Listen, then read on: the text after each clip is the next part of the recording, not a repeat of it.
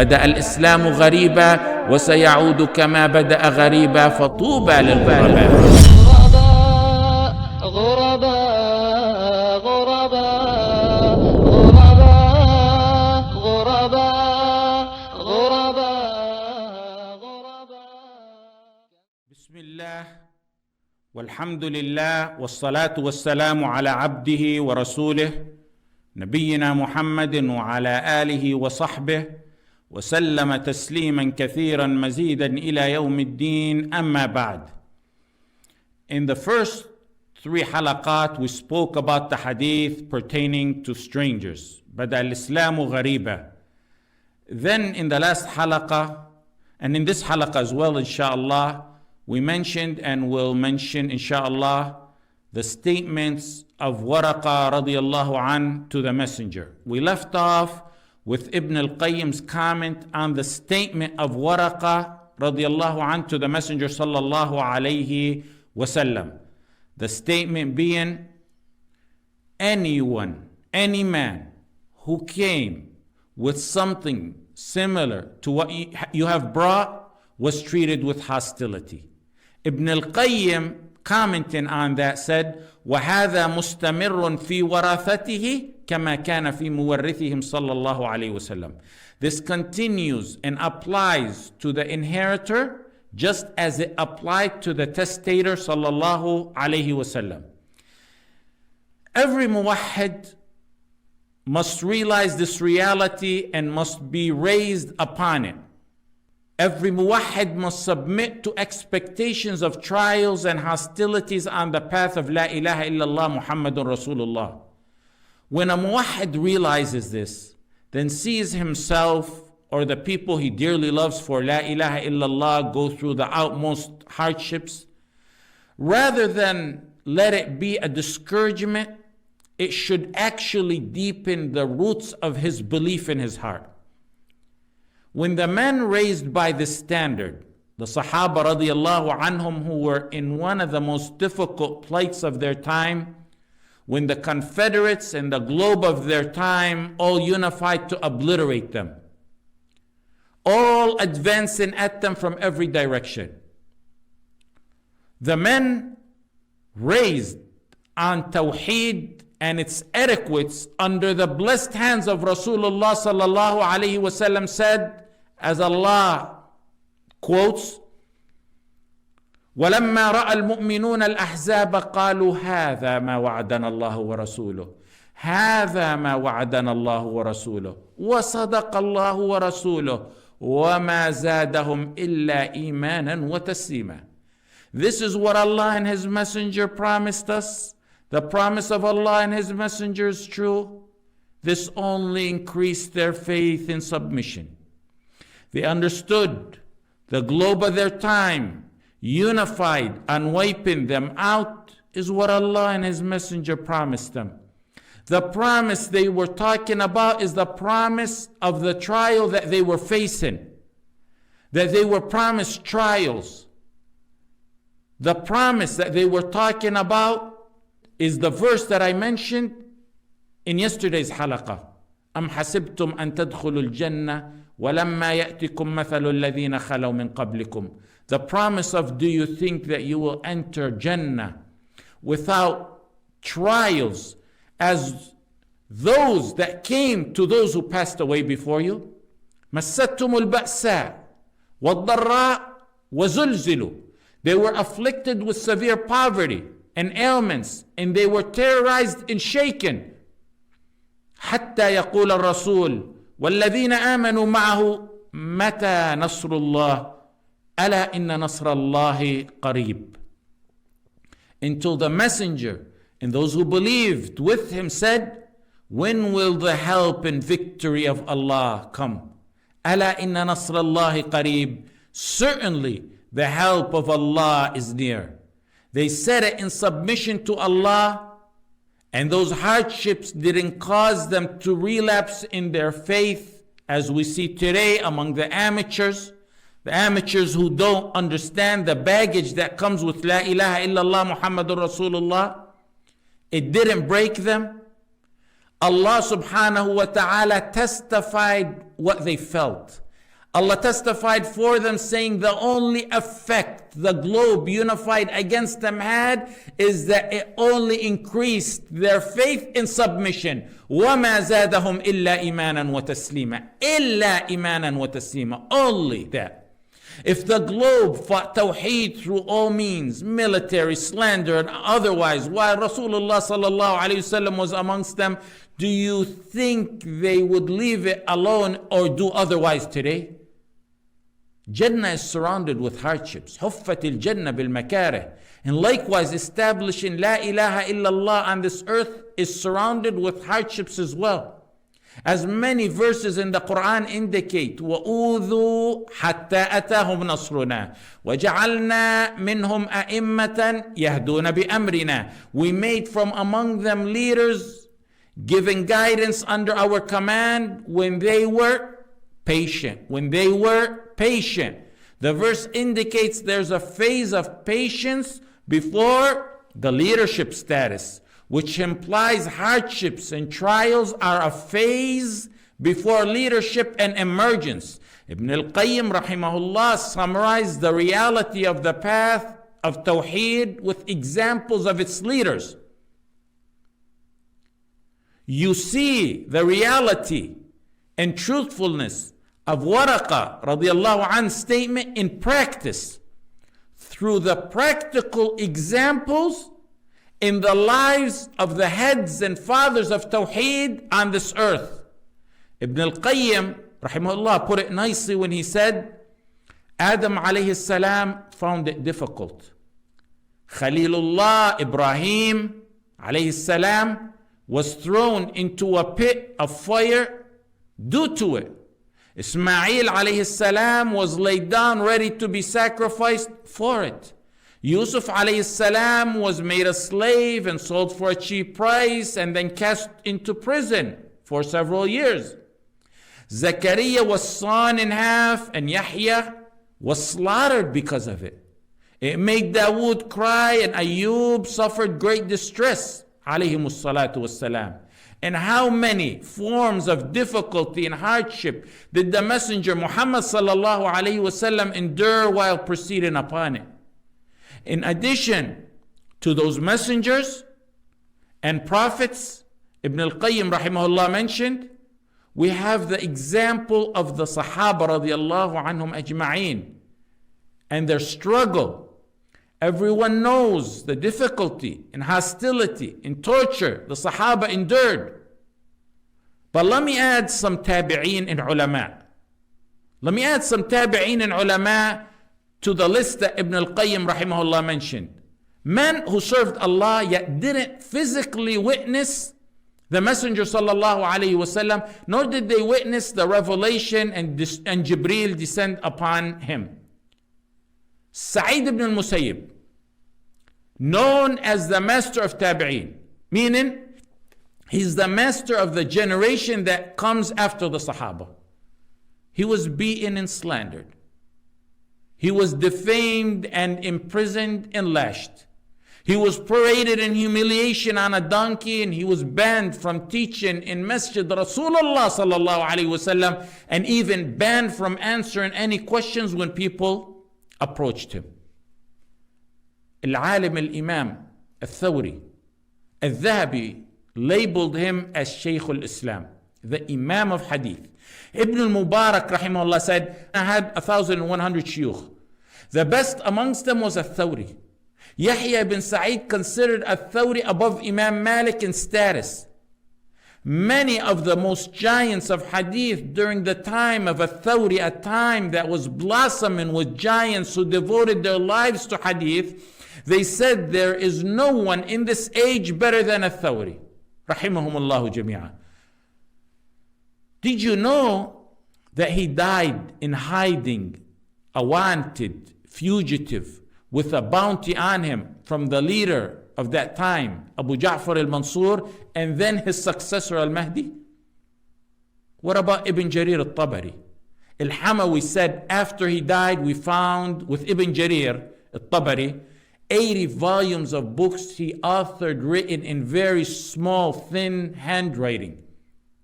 He's the author of the famous tafsir Jami' al-Bayan fi Ta'wil al-Quran that became popular and known as Tafsir al-Tabari. The book students of knowledge and libraries shelf and reference and mention with Tafsir ibn Kathir. And also his famous history book Tarikh al-Umam wal-Muluk, a popular reference in history, more commonly known as Tarikh al-Tabari. How did this giant die? Ibn al-Athir said he died besieged in his house, and he was buried at night in his own house. An imam who had a top tafsir and a top history book reference, among other books that he wrote, and he doesn't even get a proper burial during his time. Al-Bukhari. Everyone knows Al-Bukhari, rahimahullah. He was ousted from Naysabur to Bukhara.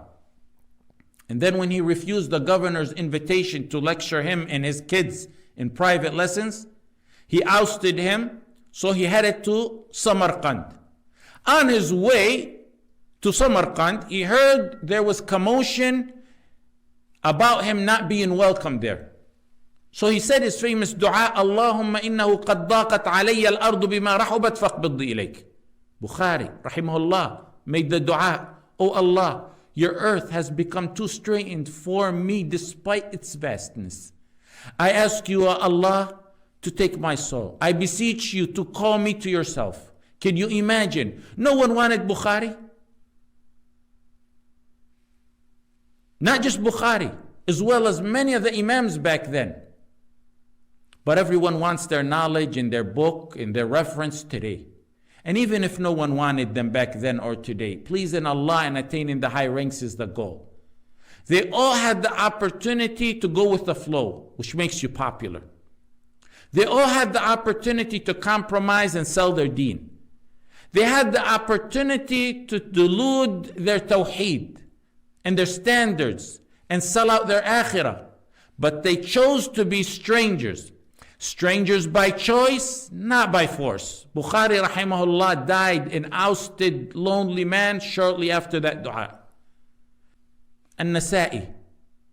Ad-Daraqutni said about An-Nasa'i, he's above everyone of his time in the knowledge of hadith. The famous author of the famous compilation known as Sunan al-Nasa'i. He compiled the Sunan al-Kubra with all grades of hadith in it, Sahih, Hasan and Da'if. Then he compiled a Sunan al-Sughra in which he tried his best to add only that which he believed to be authentic in it. Ibn Hajar rahimahullah said about Sunan al-Sughra, it has the least weakest hadith of all compilations after Bukhari and Muslim. Meaning he felt it was most authentic book after Bukhari and Muslim. Do you know this giant was beaten to death? Ibn Hazm, who was imprisoned twice. His books were burned, and he spent the last 2 decades of his life in exile where he wrote many of his books. Ibn Taymiyyah rahimahullah, the Mujaddid, and his trials. His trials are actually more popular than to be mentioned. The numerous times he went to prison, his hardships and trials in life, and finally his death in prison. Don't you ever think any one of these imams or ulama was hailed into prison as a hero. They didn't just say, we're taking the imam of this time, the Imam Ahmad ibn Taymiyyah, to prison because he's an imam and a mujaddid who stood for tawheed and the causes of Islam and the Muslims. They didn't say we're taking the Imam of our time, the Imam Ahmad ibn Hanbal, to prison because he's the Imam who teaches Tawheed and Sunnah and Hadith, and because he attempted to preserve the attributes and qualities of Allah from the deviance of the Mu'tazila. It's not how it went. Every one of them was faced with enormous slander, combined with prison and torture, in an attempt to get the masses to despise and fear them, and to justify their tyranny. They had the hypocrites and the Jews of the Qibla, like we have them today. They had them ready to go off at a moment's notice. But Allah subhanahu wa ta'ala will always suffice His awliya. أليس الله بكاف عبده? the Maliki judge and faqih, Al-Qadi Iyad, the Imam of Hadith during his time. He was sliced into pieces, buried in an unmarked grave, unwashed, with no janazah, and it wasn't until 168 years after his death that Muslims rejoiced that finally find in his grave. Imam Dar al-Hijra, Imam Malik, who was arrested, found guilty of defiance. You know, they have trials to fool the masses, superficial trials to fool the masses. He was publicly flogged. They shaved his head and paraded him in an attempt to humiliate him. His shoulder was dislocated and he was carried unconscious under torture. Al-Layth ibn Sa'd said, I ask Allah subhanahu wa ta'ala that He raises the rank of Imam Malik a level for every flogging he received. Al-Qadi Iyad, in his book Tartib al-Madarik, and Al-Dhahabi in Tarikh al-Islam, mentioned that Imam Malik said what sums it all. He said, I was flogged, and Sa'id ibn al-Musayyib was flogged, and Muhammad ibn al-Munkadir was flogged, and there is no good in one who hasn't been harmed in this path, meaning in this deen. There is no good in one who hasn't been harmed in this path. Some of the Imams held their grounds in matters considered less than Tawheed, like, for example, fiqh, in which disputes are permitted and respected. They were imprisoned and tortured or ousted for it. Or like Al-Bukhari, who held his ground in what's even less than that. He held his ground in standards and etiquettes of teaching. Today, they attempt to create loopholes for replacing the Sharia of Allah and deform the true meaning of wala and bara, all in an attempt to please Tawaghit, who consistently gave their full wala to every enemy of Allah subhanahu wa ta'ala. How can one have the audacity to claim to love Tawheed, yet not hold wala and bara and the legislation of Allah in the utmost highest honor? Wahb ibn Munabbih said, if Allah chose the path of trials for you, then He chose the path of the messengers for you. Of course, He means those following the haqq and pure tawheed. من أصيب بشيء من البلاء من أصيب بشيء من البلاء فقد سلك به طريق الأنبياء عليهم الصلاة والسلام. When Sheikh Nasr al-Fahd, كسر الله بالعز قيده, heard I was released from prison, he smuggled a handwritten letter to me out of prison, written in very small handwriting and written with what I believe to be a straw and ink made of coffee. He mentions some things. I ask Allah subhanahu wa ta'ala to make me better than what He assumes and thinks of me. Then he said a simple statement that stood out to me. A simple inspirational word that lives in my mind with an impact and perspective. He said, that's the path of the messengers. A simple statement. I know it all my life. Waraqa radiallahu anh said it. We teach it to our kids. In the history of the messengers and the Sahaba, we hear it daily.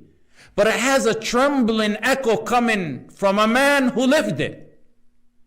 He lived it for decades in the dark dungeons under torture. Yet he's as resilient and as defiant on Tawheed as one can be. May Allah subhanahu wa ta'ala keep him firm and steadfast. When you read about the Salaf, our Salaf, you know what Waraqa meant.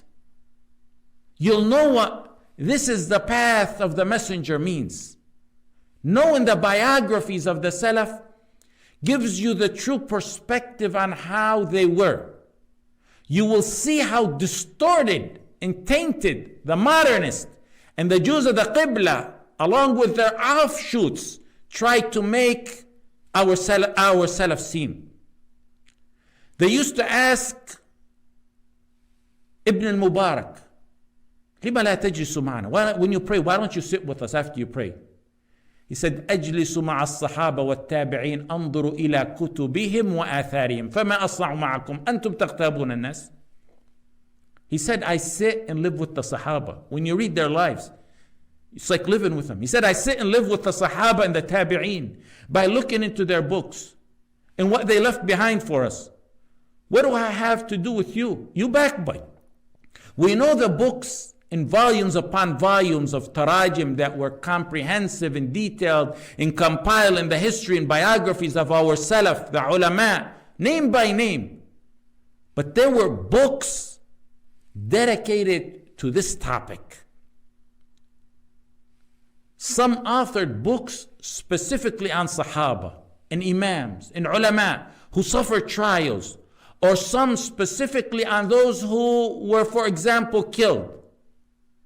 And you'll usually find those were written by authors who want to inspire and encourage and uplift the ummah into being the victorious ummah it's supposed to be, and to be patient during trials, and to take the cowardness out of their hearts. And sometimes it's written, most of the time it's written by authors who were themselves inflicted and tried in order to console themselves and others who read it.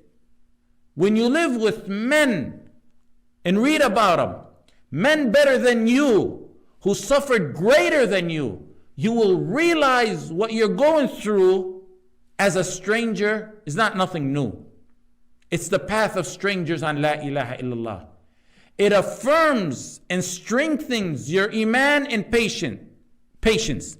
And it lessens your pain and sorrow, and it energizes you to remain firm. Some books are like that, which Abu al-Faraj al-Asfahani wrote, which he wrote, for example, about famous people who were killed from the Abu Talib family.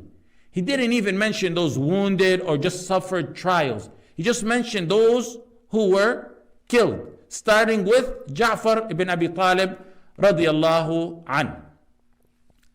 Some dedicated books about an individual in particular, the trials and hardships he suffered, like the many books dedicated to the trials of Ali ibn Abi Talib radiyallahu anhu, or Al-Husayn radiyallahu anhu, or Umar and Uthman radiyallahu anhum, or Mihnat al-Shafi'i by Abu Ja'far ibn Muhammad, the trial of al-Shafi'i.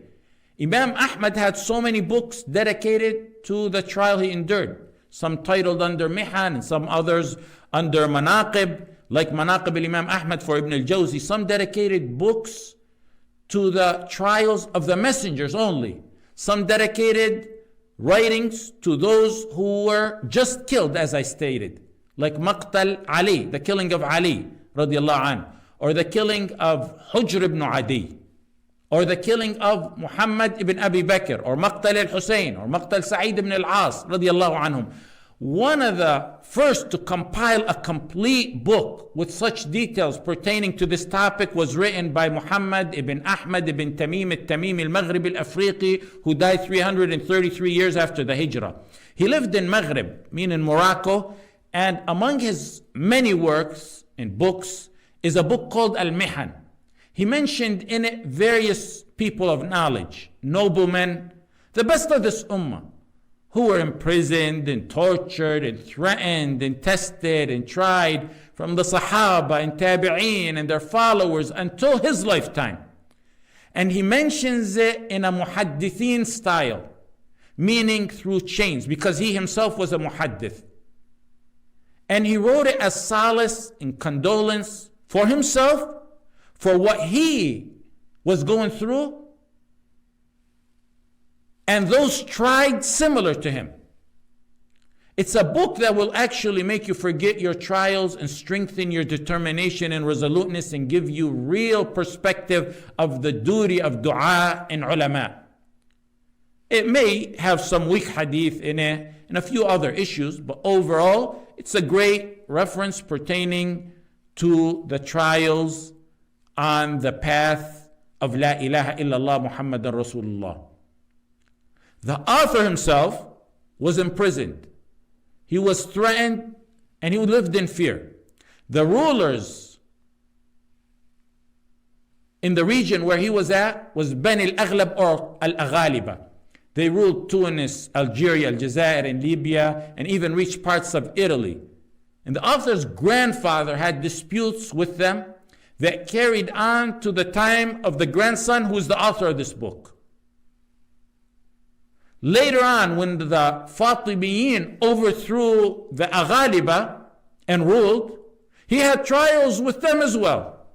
In summary, what you get out of the simple statement of Waraqa radiallahu anh to the Messenger sallallahu alayhi wasallam is that this path is a path full of thorns, not a bed of roses.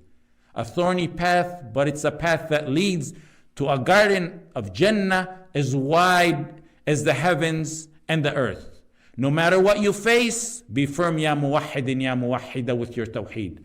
Hold fast and grasp that hot ember firmly with all your might and strength. That hot burning ember of your deen and tawheed is your means to Jannah, so never let it go. صلى اللهم على سيدنا محمد وعلى آله وصحبه وسلم.